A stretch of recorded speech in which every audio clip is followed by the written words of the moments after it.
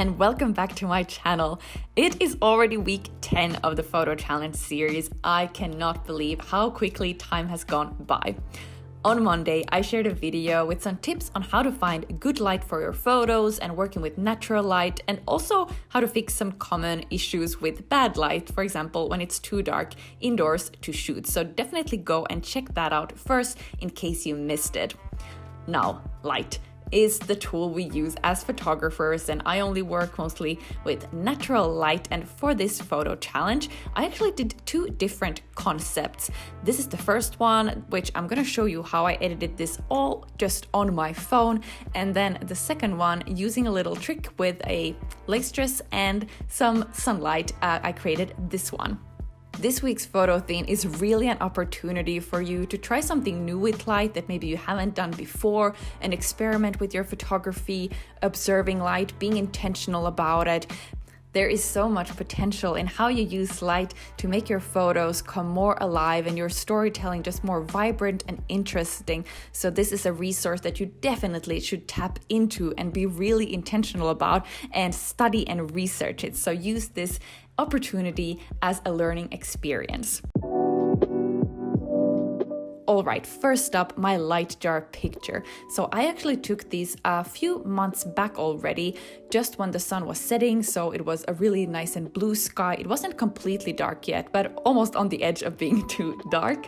As my prop, I had a see-through glass jar, and then I popped these fairy lights in there.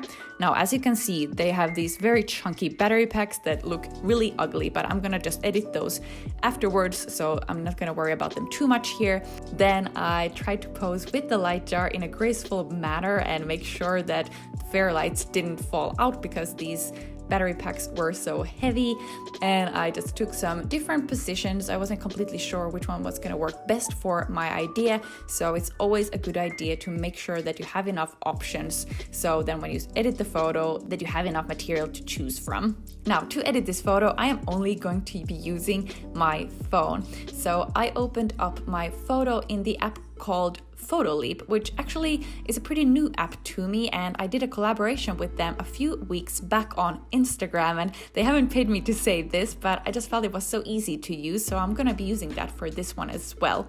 And in the Photoleap app, you can have different images on top of each other, so stacked as layers.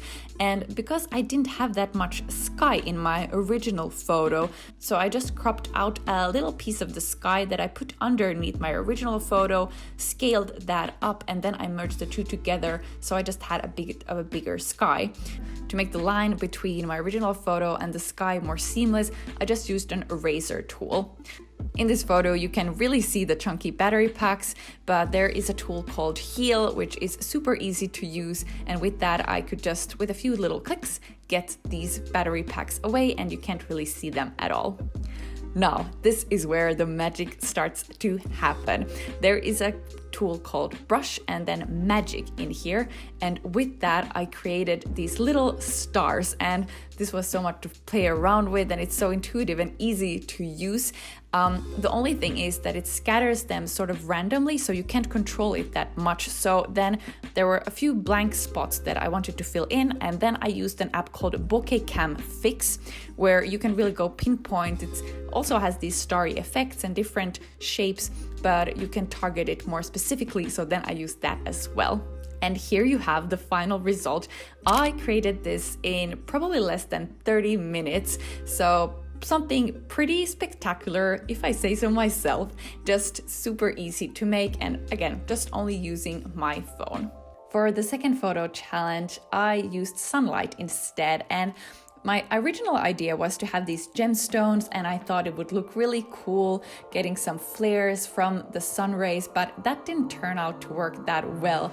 But I did use this lace dress that I put on top of my camera to create these patterns and shapes that the lace dress formed, and this took a lot of trial and error, and it wasn't that easy. I should actually have had probably a bigger fabric that would have made it much easier, but this just goes to show with how little and very do-it-yourself tricks you can still create something that is pretty cool, I think, just using this dress and just some sunlight and all just natural light. Hopefully these 2 ideas sparked some ideas for you on how to work with light. You could either choose to work with natural light, with sunlight, with darkness, with shadows. The possibilities are literally endless. Here are some of the beautiful entries that are under the hashtag kikasphotochallenge over on Instagram. So remember again to use the hashtag kikasphotochallenge when you post your photos on Instagram. I'd love to see them. And remember to also go and spread the positivity and support and comment on each other's work.